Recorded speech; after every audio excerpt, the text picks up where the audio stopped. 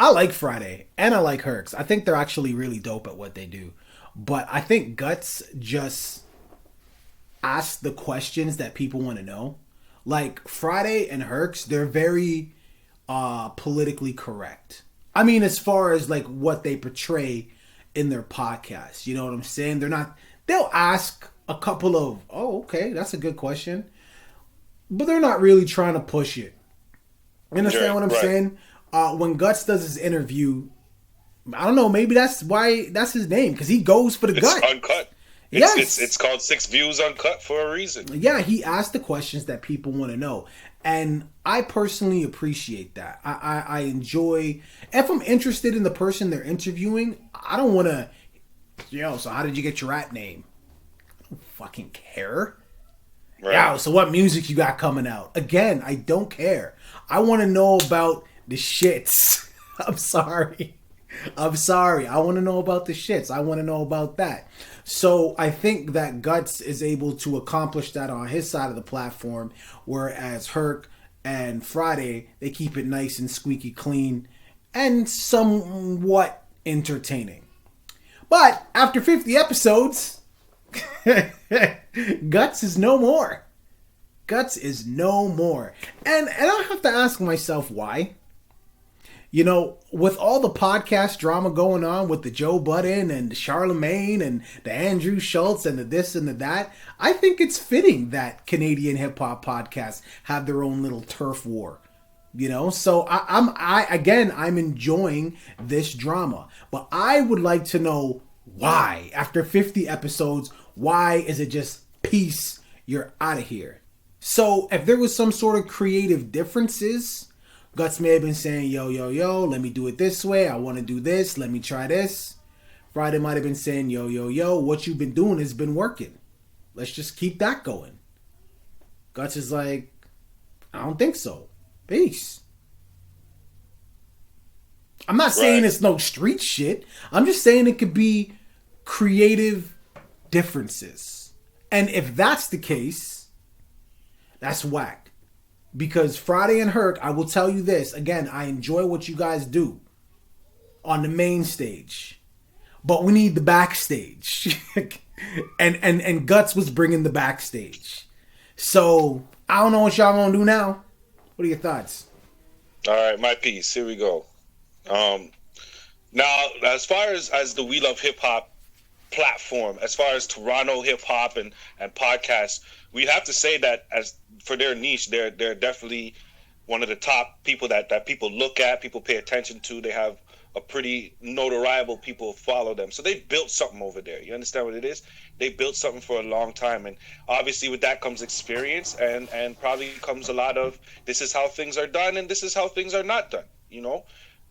Guts for me came out of nowhere. I don't know a lot about him before the podcast, but when he popped up on the podcast at first, I was like, "Whoa, this is pretty cool," because it looked to me like Friday was kind of just giving one of his boys a shot. And it's now one of his boys. He saw an opportunity for him. He said, "Listen, I'm gonna hook you up.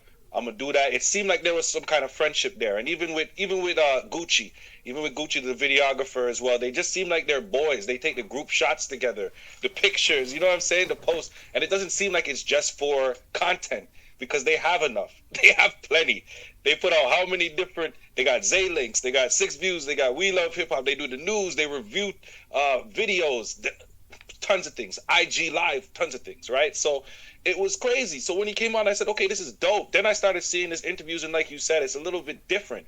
They came with something a little bit different because it's only on Guts that I'm going to see them talking about eating pussy and doing these motions, and I'm not going to say what that relates to, but like, you know what I'm trying to say? They're going in with all that type of stuff, and it's entertaining, you're right, for the people that you watch.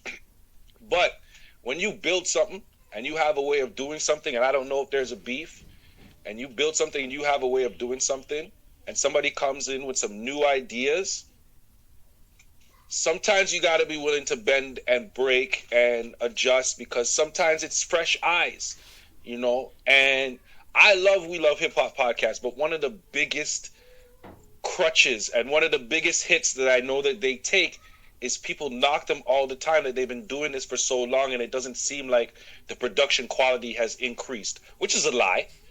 That because is if a you look at lie. the video I quality, know. it's an absolute lie. Because if you look at the video quality, way better. The audio, way better. Are they in a squeaky clean studio with lights and the We Love Hip Hop in the neon lights? No. No. They're using spaces that they can use during COVID. So Right. I see what people are saying, but a lot of people have said that this thing needs some kind of evolution. It needs some kind of freshness to it. Hence their new catalog.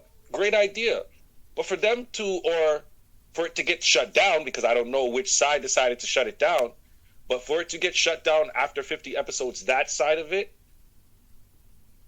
I don't see what conversation could have been had to the point where no agreement could have come to it if there was an opportunity for that.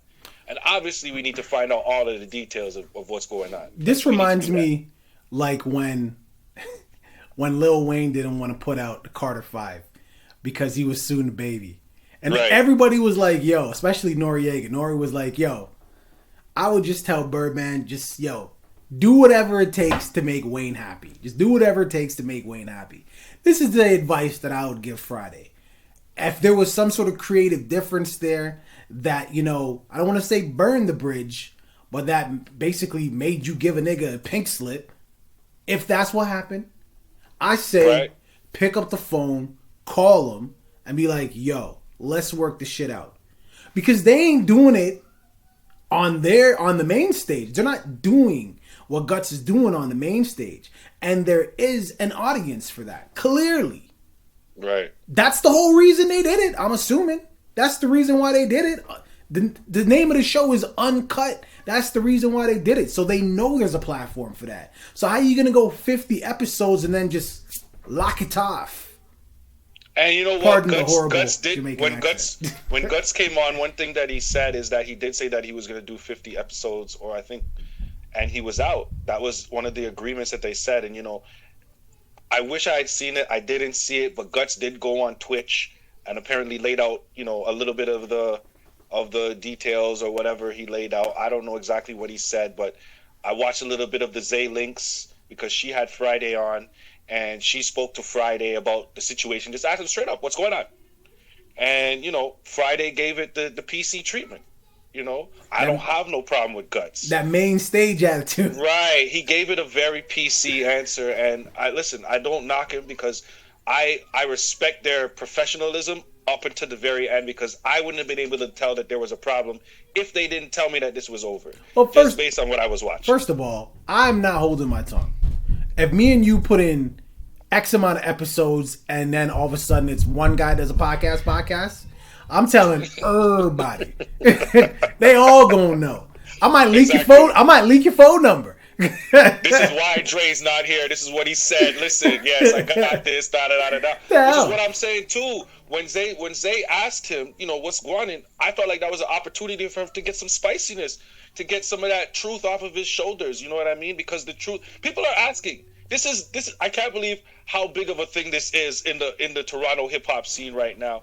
People are asking what's going on with Guts, and I want to know what's going on with Guts. We need to find Guts. We need to talk to Guts. We need to put him on here, and we need to find out what's going on, because yeah, but I ain't gonna talk to Guts if he's gonna give me the Friday response. I guarantee you're not gonna get. Have you seen? We just spoke about. I know. his I'm just podcast. trying to tell you if they have some sort of like NDA or some shit like that. No. That's who he is. That's who he is. There can't be no NDA. There can't be none of that, because why would they do that? Why would they do that if there's no beef? Because they're going on like there's no beef. So if there's no beef, gentlemen, let's sit down. Let's talk. Let's hear what's going on. People want to know. You know what I'm saying? It's that time. It's that time, because people liked what they saw, and the fact that it ended just like the Joe Budden podcast, we got our explanation. We got all three sides. As a matter of fact, we got all three. They say there's three sides to the story. We got all three sides to the story. Guts, I just want to know, was it about accounting?